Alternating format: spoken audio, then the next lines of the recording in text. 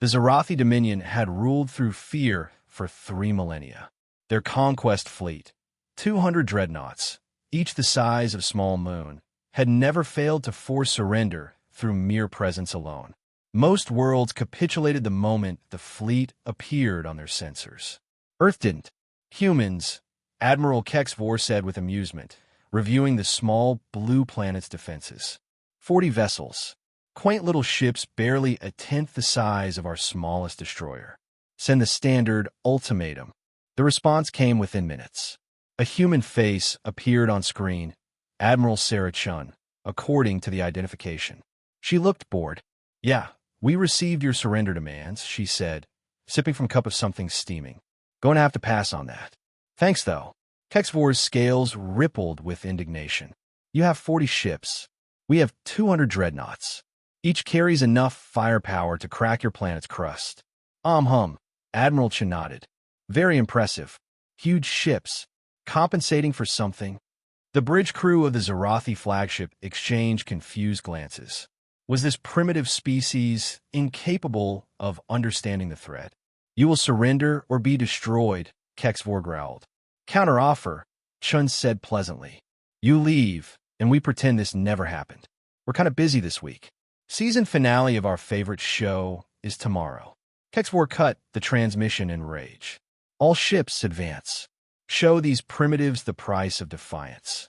The Zarathi fleet moved forward in perfect formation, a wall of metal and death that had broken 100 civilizations. Earth's 40 ships spread out in response, looking pathetically small against the approaching armada. Fire warning shots, Kexvor commanded. Let them see their death approaching. 200 dreadnoughts fired simultaneously.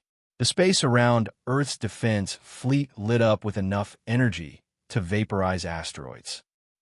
Because the shots never reached them. Where there had been empty space, suddenly there were ships. Human ships, a full battle fleet of 200 vessels, appearing from nowhere, intercepting every shot with precision that shouldn't be possible. Cloaking technology? Kexvor's science officer stammered. At that scale, Admiral Chin's face reappeared on screen. All right, should have mentioned. That's Fleet 2. They've been there the whole time. Bit rude to shoot at us without warning, though. Fleet 2, Kexvor repeated. Yeah, the one you can see is Fleet 1. They're our diplomatic corps. Very friendly. Fleet 2 is our defensive line. Less friendly. Before Kexvor could respond, his sensor screamed. Contacts appearing everywhere. Above the Zarathi fleet. Below. Port. Starboard. 3 more complete human fleets materialized from nothing. Fleets 3, 4, and 5. Chin explained helpfully. Tactical, strategic, and rapid response, respectively. Impossible, Kexvor breathed. You're a single planet. You can't have. Oh, we're not done, Chin interrupted. Behind Earth's moon, another fleet appeared. Then another near Mars. Another at Jupiter. 6 through 8 are system defense. 9 is experimental weapons division. You don't want to meet them. 10 is logistics and support.